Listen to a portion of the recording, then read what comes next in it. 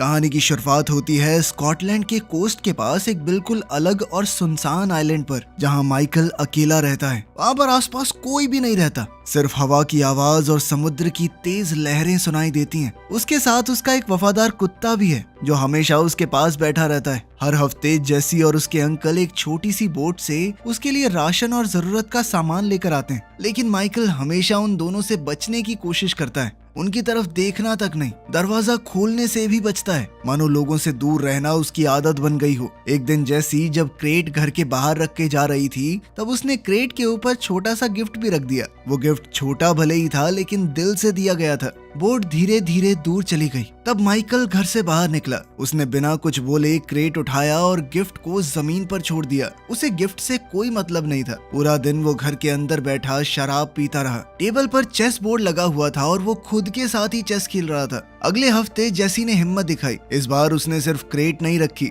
बल्कि दरवाजे पर नॉक भी किया। माइकल ने गुस्से में दरवाजा खोला, क्रेट को पकड़ा और तुरंत दरवाजा बंद करने लगा, लेकिन जेसी ने अपना पैर दरवाजे के बीच में अड़ा दिया। उसने फिर से वो तोहफा उसकी तरफ बढ़ाया और पूछा कि आप कभी हेलो क्यों नहीं बोलते? आप हमेशा हमसे दूर क्यों रहते हो? माइकल ने कोई जवाब नहीं दिया। उसने जेसी के पैर को जोर से हटाकर दरवाजा बंद कर दिया। जेसी ने जोर से कहा कि मैं तुमसे डरती नहीं हूँ। फिर वो वापस बोट की तरफ चली गई। गिफ्ट फिर से दरवाजे पर ही पड़ा रह गया। बोट पर उसके अंकल को मौसम का अलर्ट मिला। तेज तूफान आने वाला था। आसमान धीरे धीरे काला होने लगा। हवा तेज चलने लगी। समुद्र की लहरें अब बहुत ज्यादा खतरनाक हो गई थी। जेसी बड़ी मुश्किल से अपनी छोटी सी बोट में चढ़ी और उसे चलाने लगी, लेकिन लहरें इतनी तेज थी कि उसका चप्पू पानी में गिर गया। उसके अंकल ने चप्पू को पकड़ने की कोशिश की, लेकिन लहरों की वजह से उनकी बोट भी पूरी उलट गई। आइलैंड पर कुत्ता खिड़की के पास खड़ा होकर रोने जैसी आवाजें निकालने लगा। तब माइकल का ध्यान बाहर गया। उसने देखा कि समुद्र में कुछ गलत हो रहा है। वो तुरंत बाहर दौड़ा। भागते वक्त उसने गलती से गिफ्ट को लात मार दी। फिर वो अपनी बोट पर चढ़ा एक स्लाइड जैसी जगह से फिसलकर नीचे पानी तक गया और इंजन स्टार्ट करके फुल स्पीड में आगे बढ़ा। जैसी पानी के ऊपर आई, लेकिन उसका पैर एक जाल में फंस गया था। वो तैर नहीं पा रही थी। तेज लहरों ने उसे फिर से पानी के नीचे धकेल दिया और वो बेहोश हो गई। माइकल ने बिना ज्यादा सोचे समुद्र में छलांग लगा दी। उसने जाल को पकड़कर खोला, उलझे हुए हिस्से सुलझाए और जेसी को आजाद किया। उसने जेसी के अंकल को भी बचाने की कोशिश की, लेकिन तब तक बहुत देर हो चुकी थी। माइकल जेसी को अपनी बोट में ले आया, उसे तुरंत सीपीआर दिया। काफी देर तक कोशिश करने के बाद आखिरकार जेसी ने फिर से सांस लेना शुरू किया। शाम को जेसी माइकल के बेड पर होश में आई। उसने आंखें खोलते ही अपने अंकल के बारे में पूछा। माइकल ने धीरे से सच बताया। ये सुनते ही जेसी रो पड़ी। पूरा दिन वो बेड पर ही लेटी रही। माइकल चुपचाप काउच पर सो गया। सुबह माइकल ने उसका एंकल चेक किया। वो सूजा हुआ था और जाल की वजह से कट भी पड़ गया था। जेसी ने पूछा कि तुमने पुलिस को कॉल क्यों नहीं किया? क्या किसी को पता भी है मैं यहाँ पर हूँ? माइकल ने बस इतना कहा कि आराम करो। जब माइकल पानी लेने गया, जेसी अचानक गुस्से में बोली कि मुझे इस आइलैंड से वापस अपने घर जाना है। उसने बताया कि मेरा परिवार मुझे ढूंढ रहा होगा, लेकिन माइकल जानता था कि लड़की की माँ मर चुकी है और उसका बाप तो उससे कभी मिला ही नहीं, तो कोई परिवार नहीं है तुम्हारा। माइकल बाहर गया तो जेसी ने बेड छोड़ा और उसके डेस्क में कुछ ढूंढने लगी। उसे वहाँ पर एक चाकू मिला। माइकल के कदमों की आवाज सुनकर वो जल्दी से बेड पर वापस आई और चाकू को पिल्लो के नीचे छुपा दिया। रात को जेसी को एक बुरा सपना आया। वो डरावनी आवाजें निकालने लगी। माइकल ने उसे चेक करने की कोशिश की और जैसे ही उसने जेसी को छुआ, वो झट से उठ गई और चाकू उसकी तरफ कर दिया। माइकल ने शांति से कहा कि सिर्फ सपना था। फिर उसने उसे सिखाया कि चाकू को कैसे सही तरीके से पकड़ते हैं और इस्तेमाल कैसे करते हैं उसका। दिन बीतने लगे। माइकल उसका ख्याल रखता रहा। उसे बाथरूम तक उठाकर ले गया, खाना बनाया, दवाई दी और उसके घाव साफ किए। धीरे धीरे जेसी बाहर चलने लगी और कुत्ते के साथ वक्त बिताने लगी। माइकल को ये देखकर अच्छा लगा। एक दोपहर जेसी ने पूछा कि वो उसके अंकल को कैसे जानता था। माइकल ने बताया कि हम दोनों फौज में एक साथ काम करते थे। जेसी को एहसास हुआ कि वो तो अपने सामने खड़े आदमी का नाम तक नहीं जानती और माइकल ने भी अपना नाम बताने से मना कर दिया। फिर जेसी ने कुत्ते का नाम पूछा, लेकिन माइकल ने कहा कि उसका भी कोई नाम नहीं है, तो जेसी ने कुत्ते का नाम जैक रख दिया। जेसी ने चेस बोर्ड देखा और कहा कि तुम आसानी से हार जाओगे। हाथी गलत जगह पे है। खैर माइकल ने ज्यादा ध्यान न देते हुए लड़की के पैर को फिर से देखा। पैर में इन्फेक्शन हो गया था, लेकिन उसने लड़की को हॉस्पिटल ले जाने से मना किया और कहा कि जरूरत की चीजें मैं खुद लेकर आऊंगा। अब माइकल बोट से मेनलैंड गया। तब जेसी ने उसके डेस्क पर एक ड्राइंग देखी। उसने जेसी और जैक की तस्वीर बनाई थी। जब उसने ड्रॉअर खोला तो पता चला कि माइकल ने उसका दिया हुआ तोहफा खोला था। अंदर एक स्नो ग्लोब था जिसमें लाइट हाउस बना हुआ था, बिल्कुल आइलैंड वाले लाइट हाउस जैसा। उधर लंदन में एक गवर्नमेंट मीटिंग के दौरान मैनाफोर्ट नाम के एक आदमी को डांटा गया। उसने एक सर्वेलेंस प्रोग्राम चलाया था जिसका नाम है थिया। ये प्रोग्राम थिया यूके के हर फोन और कैमरा से डेटा कलेक्ट करता था। मैनाफोर्ट ने बताया कि हमने बहुत सारे हमले रोके हैं, इससे बहुत सारे टेररिस्टों को पकड़ा है। बाद में वो प्राइम मिनिस्टर से मिला। प्राइम मिनिस्टर ने रिकॉर्डिंग बंद की और एक डील की। प्राइम मिनिस्टर ने मैनाफोर्ट से कहा कि पब्लिक के सामने हम तुम्हें नौकरी से निकाल देंगे। प्राइम मिनिस्टर ने कहा देखो तुमने काम ठीक किया है, लेकिन दुनिया नहीं चाहती कि जो उनके फोन और कैमरा देख रहे हैं वो सरकार भी देखे। पब्लिक के सामने तुम्हें नौकरी से निकाला जाएगा, तुम्हारी जगह रॉबर्टा लेगी, लेकिन सबकी नजरों से दूर तुम थिया प्रोग्राम को अब भी चलाते रहोगे। इसके लिए मैनाफोर्ट मान गया। उधर स्कॉटलैंड में माइकल एक फार्मेसी गया और कैमरास से बचने की पूरी कोशिश की। फिर वो कपड़ों के स्टोर में गया और जल्दी से बहुत सारे कपड़े उठा लिए ताकि वो कैमरा में न दिख जाए। बाहर निकलते वक्त कुछ लड़कियां सेल्फी ले रही थी और कैमरा में उसकी फोटो आ गई। ये फोटो जैसे ही थिया डेटाबेस में गई, अलर्ट जारी हो गया। उसे एक बेहद खतरनाक टेररिस्ट के रूप में मार्क कर दिया गया। रॉबर्टा ने तुरंत एक असॉल्ट टीम भेज दी। आइलैंड पर वापस जाकर माइकल ने जेसी के एंकल पर सही से पट्टियां बांधी, उसे कुछ दवाइयां दी और मिठाइयां भी। उसे कुछ कपड़े भी दिए जो बिल्कुल सही फिट आ गए। रात को खाना खाते वक्त माइकल ने बाहर एक आवाज सुनी। जब उसने दूरबीन से देखा तो एक बोट आइलैंड की तरफ आ रही थी। माइकल ने जेसी से कहा कि जल्दी से बाथरूम में खुद को बंद कर लो और आवाज मत करना, जिसके बाद जेसी चाकू लेकर बाथरूम में गई। माइकल भी एक ब्लेड लेकर बाहर गया। सोल्जर्स बोट से उतरकर घर की तरफ आए तो माइकल ने एक रस्सी काट दी।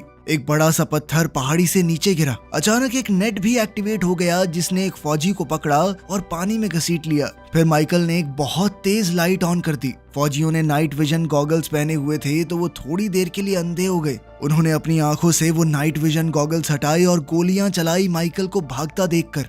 एक फौजी उसका पीछा करता हुआ पहाड़ी पर चढ़ा। माइकल ने पीछे से लालटेन तोड़कर उसके सर पर दे मारी और फ्लेयर गन से गोली चलाकर उसके शरीर में आग लगा दी। दूसरा फौजी ऊपर आया तो माइकल ने चाकू से उस पर वार करके उसे नीचे धकेल दिया। इसी बीच एक और फौजी घर के अंदर घुसा और जैक ने तुरंत उस पर झपट कर जोरदार हमला कर दिया। थोड़ी देर की जद्दोजहद के बाद फौजी ने जैक को गोली मार दी और वो मौके पर ही मर गया। सब कुछ एक पल में खत्म हो गया। फिर वो बाथरूम के दरवाजे पर आया और जोर से लात मारकर दरवाजा तोड़ दिया। उसने आसानी से जेसी के हाथ से चाकू भी छीन लिया। उसने जेसी के दोनों हाथ पकड़े और जबरदस्ती उसे उठाकर बाहर ले गया। गैराज के अंदर एक और फौजी माइकल को ढूंढने लगा। वो इधर उधर देख रहा था, अंधेरे में टॉर्च घुमा रहा था। माइकल छुप कर खड़ा था और जैसे ही फौजी आगे बढ़ा, माइकल ने एक और ट्रैप को एक्टिवेट कर दिया। ऊपर से एक बड़ा लोहे का हुक तेज रफ्तार से आया और सोल्जर के शरीर को चीर कर निकल गया। वो आदमी दर्द से चीखता हुआ हवा में लटक गया। माइकल ने रस्सी को कस के बांध दिया ताकि वो लटका रहे। फिर माइकल तुरंत साइड से अंधेरे में छुप गया। थोड़ी देर बाद एक नया सोल्जर वहां पर पहुंचा।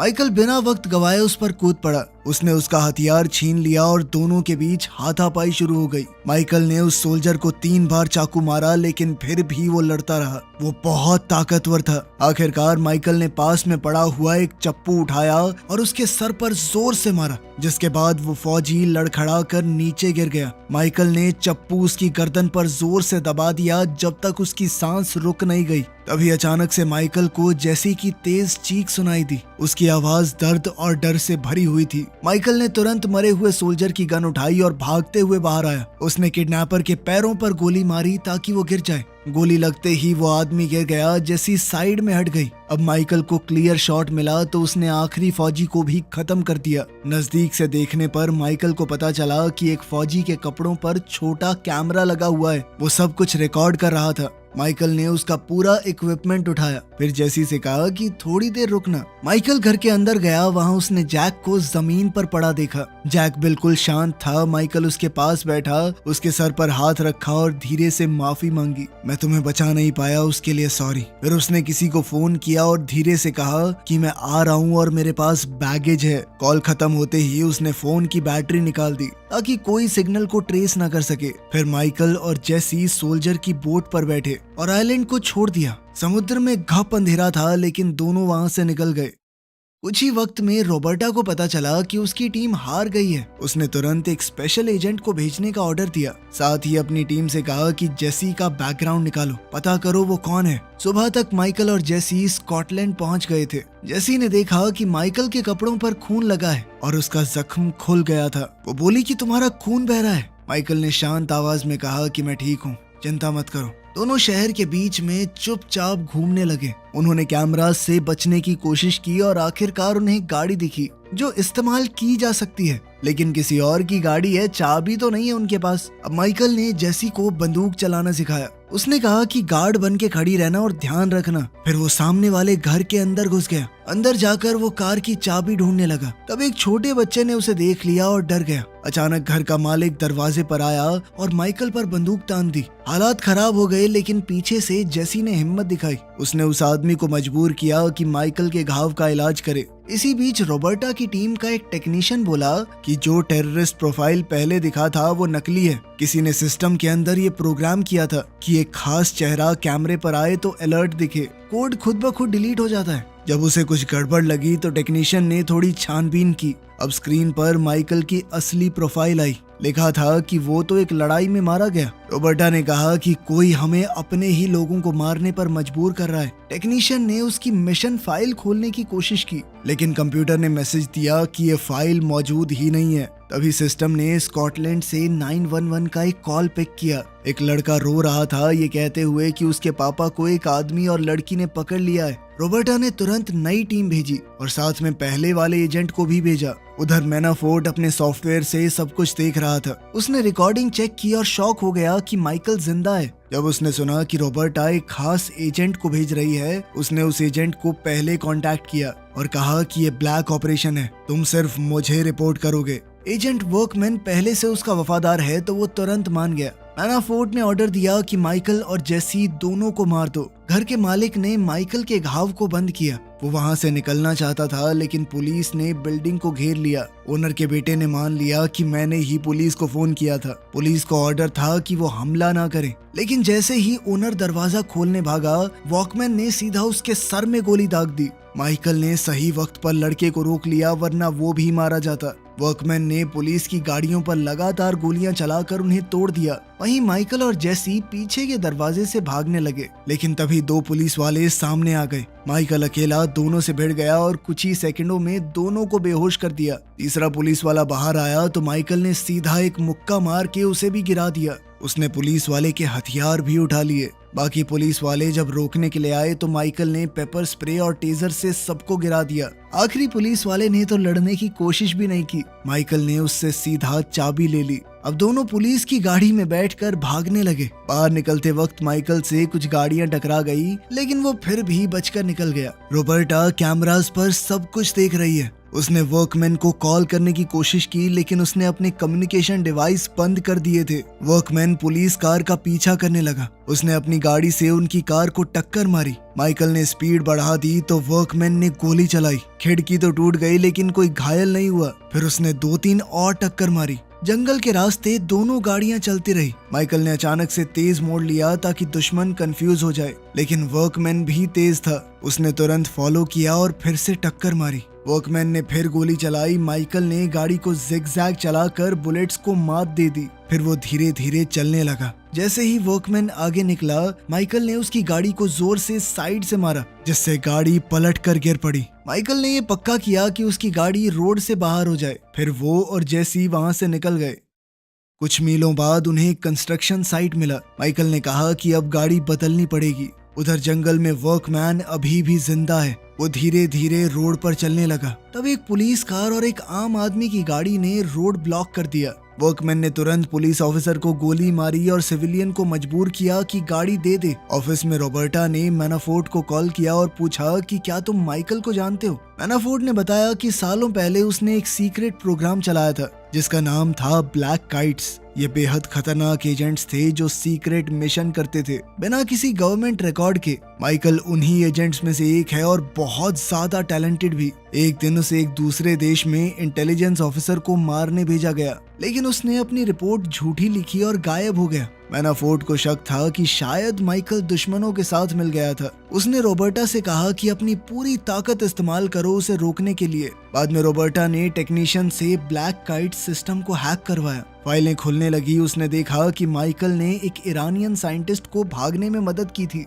साइंटिस्ट ने उन्हें न्यूक्लियर प्रोग्राम की सारी जानकारी दे दी। ऑर्डर ये था कि उसे मार दो, लेकिन माइकल ने अपनी बात से फिरना सही नहीं समझा। जब रॉबर्टा फाइल्स पढ़ रही थी तो मैनाफोर्ट सिक्योरिटी कैमराज से उस पर भी नजर रखे हुए था। सब कुछ और ज्यादा खतरनाक हो गया था। कुछ समय बाद जेसी ने शांत आवाज में माइकल से पूछा कि क्या उसका कोई परिवार है। माइकल ने सीधा जवाब दिया कि नहीं, कोई परिवार नहीं है मेरा। उसने बताया कि मुझे बीवी और बच्चे नहीं चाहिए थे, क्योंकि अगर फैमिली होती तो चीजें और ज्यादा मुश्किलों भरी हो जाती। उसने समझाया कि उसकी जिंदगी पहले ही खतरनाक और उलझी हुई थी, और अगर बीवी और बच्चे होते तो जान का खतरा और बढ़ जाता। जेसी ने थोड़ा दुखी होकर बताया कि मुझे मुश्किलों भरी जिंदगी भी मंजूर होती अगर उसकी माँ और उसका मामा वापस मिल जाते। ये कहते हुए उसकी आंखों में आंसू थे। फिर उसने बैग से एक फोल्ड किया हुआ पेपर निकाला। वो जैक की ड्राइंग थी जो उसने खुद बनाई थी। उसने धीरे से कहा कि जैक तुम्हारा असली परिवार था। थोड़ी देर सफर करने के बाद दोनों अगले शहर पहुंच गए। वहां पहुंचकर दोनों ने अपने सिर झुका लिए और सीधा चलने लगे ताकि सिक्योरिटी कैमराज उनके चेहरे को रिकॉर्ड न कर सकें। वो हर तरफ देखकर चल रहे थे, लेकिन तभी एक कार वहां से गुजरी जिसके अंदर डैश कैम लगा हुआ था और उस कैमरे में उनका चेहरा कैप्चर हो गया। कुछ ही देर में मैनाफोर्ट को उनकी एग्जैक्ट लोकेशन का पता चल गया। मैनाफोर्ट ने वीडियो फुटेज को एडिट किया। उसने वीडियो में से माइकल और जेसी को गायब करवा दिया ताकि कोई भी उन्हें ना देख पाए। फिर उसने उनकी लोकेशन के कोऑर्डिनेट तुरंत वर्कमैन को भेज दिए। माइकल और जेसी एक लोकल चर्च के अंदर गए, जहां माइकल अपने पुराने दोस्त आर्थर से मिला। आर्थर ने बिना सवाल किए उन्हें अपनी कार में बैठाया और जंगल के बीच अपने घर ले गया। घर शहर से दूर पेड़ों के बीच शांत जगह पर था। किचन में जेसी ने कुछ अजीब सी दवाइयां देखी। बॉटल्स और स्ट्रिप्स देखकर उसे लगा कि ये सीरियस बीमारी की दवा है। इधर आर्थर ने माइकल को बताया कि जब वो गवर्नमेंट की जॉब छोड़ रहा था तब उसने थिया सिस्टम बनाने में मदद की थी। उसके पास अभी भी सॉफ्टवेयर की एक कॉपी पड़ी है। जब माइकल गायब हुआ था तो आर्थर ने सिस्टम से उसकी फोटो हटाकर किसी रैंडम आदमी की फोटो लगा दी थी ताकि वो अपने दोस्त को बचा सके, लेकिन बाद में मैनाफोर्ट ने उसे टेररिस्ट ही बना दिया। माइकल ने आर्थर से कहा कि वो जेसी का ख्याल रखे जब तक वो बाहर जाकर लड़ाई खत्म करेगा। आर्थर ने दुखी होकर मना कर दिया। तब जेसी ने बीच में बोल दिया कि आर्थर को कैंसर है। उसे ये इसलिए पता चला क्योंकि आर्थर भी वही दवाई ले रहा है जो उसकी माँ ने मरने से पहले ली थी। जेसी को लगा कि माइकल उसे छोड़ना चाहता है। उसने कहा कि मैं किसी पर बोझ नहीं बनना चाहती, मैं चुपचाप चली जाऊंगी यहाँ से। वहीं आर्थर बताने लगा कि मेरे पास सिर्फ कुछ ही महीने बचे हैं। ये सुनकर माइकल ने एक पुराने ट्रैफिकर का एड्रेस पूछा जिसे वो लोग पहले जानते थे। आर्थर ने मना किया और कहा कि वो आदमी बहुत खतरनाक है, लेकिन माइकल ने कहा कि मेरे पास दूसरा कोई ऑप्शन भी नहीं है। जब वो निकलने वाले थे तो किसी ने दरवाजा खटखटाया। बाहर वर्कमैन खड़ा था। उसने बिना देर किए गोलियां चलानी शुरू कर दी। माइकल तुरंत फर्नीचर के पीछे छुप गया। जैसे ही वर्कमैन कमरे में आया, माइकल ने शेल्फ उसके ऊपर गिरा दी। फिर दोनों में जबरदस्त लड़ाई शुरू हो गई। उन्हें कमरे में जो भी चीज मिली वो एक दूसरे पर हथियार की तरह इस्तेमाल करने लगे। कुर्सी, टेबल, लैंप सब टूट गए। इस धक्का मुक्की में एक बंदूक जमीन पर गिर गई। दोनों बेहतरीन ट्रेंड एजेंट्स थे तो काफी देर तक एक दूसरे से लड़ते रहे। आखिरकार वर्कमैन ने माइकल को हरा कर उसे दबा दिया, लेकिन आखिर में वर्कमैन माइकल के ऊपर हावी होने लगा। जब वो माइकल को मारने ही वाला था तब जेसी ने बंदूक उठाकर उस पर तान दी और रुकने को कहा। वर्कमैन तुरंत उस पर झपटा और बंदूक छीन ली। तब माइकल ने पास में पड़ी हुई नेल गन उठाई और वर्कमैन पर कई बार वार किया। फिर वो जेसी को पकड़कर वहां से भागा। वर्कमैन ने फिर से गोलियां चलानी शुरू कर दी, लेकिन तब तक माइकल और जेसी आर्थर के साथ कार में बैठकर निकल गए। वर्कमैन भागते हुए पीछे गोली चलाता रहा, लेकिन देर हो चुकी थी। मैनाफोर्ट ने उसे मैसेज भेजा और पूछा कि काम खत्म हुआ या नहीं। वर्कमैन ने जवाब दिया कि नहीं, तब मैनाफोर्ट ने अपने असिस्टेंट से कहा कि टीम को तैयार करो। शहर पहुंचकर आर्थर ने माइकल को एक फोन दिया और खुद अलग हो गया। अब माइकल और जेसी अकेले ड्राइव कर रहे थे। जेसी ने कहा कि मुझे अपने साथ अगले आइलैंड पर साथ ले चलो। माइकल ने मना कर दिया और कहा कि मैं चाहता हूं तुम एक बेहतर जिंदगी जियो। उधर रॉबर्टा को टेक्नीशियन ने बताया कि कोई थिया सिस्टम को चुपके से इस्तेमाल कर रहा है। तब उन्होंने ट्रैप तैयार किया। उधर लंदन में माइकल ने जानबूझकर कैमरास को अपना चेहरा रिकॉर्ड करने दिया। वो एक नाइट क्लब में गए तो बाउंसर ने उसे रोका। इस पर माइकल ने उसे तब तक पीटा जब तक उन्हें एंट्री नहीं मिल गई। मैनाफोर्ट ने कैमरा पर उनका चेहरा देखा और लोकेशन ट्रैक करने की कोशिश की, लेकिन वो तुरंत ब्लॉक हो गया। अब रॉबर्टा को समझ आ गया कि मैनाफोर्ट उसके पीछे गेम खेल रहा है। क्लब के अंदर माइकल और जेसी ट्रैफिकर कमल से मिले।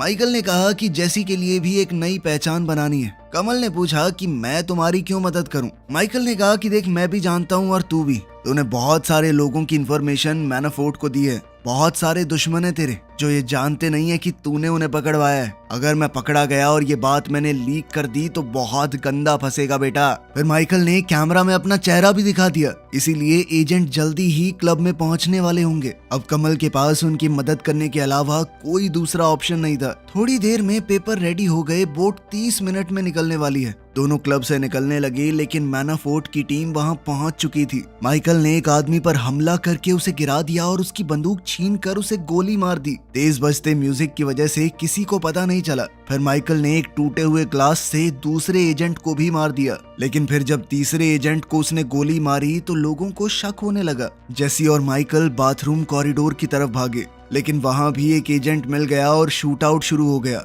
माइकल ने दुश्मन का ध्यान हटाकर जेसी को वापस क्लब में खींच लिया। वहां एजेंट्स ने उसे घेर कर पीटना शुरू कर दिया। जेसी मदद करने आई, लेकिन एक आदमी ने उसे गिरा दिया। माइकल ने तुरंत उस आदमी को गोली मारी और अब क्राउड पैनिक में भागने लगा। हंगामे में एक एजेंट ने मौका पाकर जेसी को किडनैप कर लिया। उधर माइकल ने आर्थर को फोन किया। आर्थर सिक्योरिटी कैमरास से किडनैपर को फॉलो कर रहा था और वो लगातार बता रहा था कि किस तरफ जाना है। जैसे ही जेसी को एक वैन के पीछे फेंका गया, उसी वक्त रॉबर्टा की टीम भी पहुंच गई और रोड को ब्लॉक कर दिया। माइकल को लगा कि वो भी दुश्मन है। उसने कुछ फौजियों को पीट कर रास्ता खोला और भागता रहा। वैन मिलते ही मैनाफोर्ट के एजेंट्स ने उसे घेर लिया। माइकल ने एक एक करके सबको गिरा दिया और जेसी तक पहुंच गया। तभी वर्कमैन वहां आया, लेकिन तब तक दोनों ने एक बाइक चुरा ली और भाग गए। समुद्र के किनारे बने प्लेटफॉर्म पर जेसी रो रही थी। वो माइकल के बिना नहीं जाना चाहती। तभी अचानक गोली की आवाज आई। माइकल ने जेसी को बोट पर धक्का दिया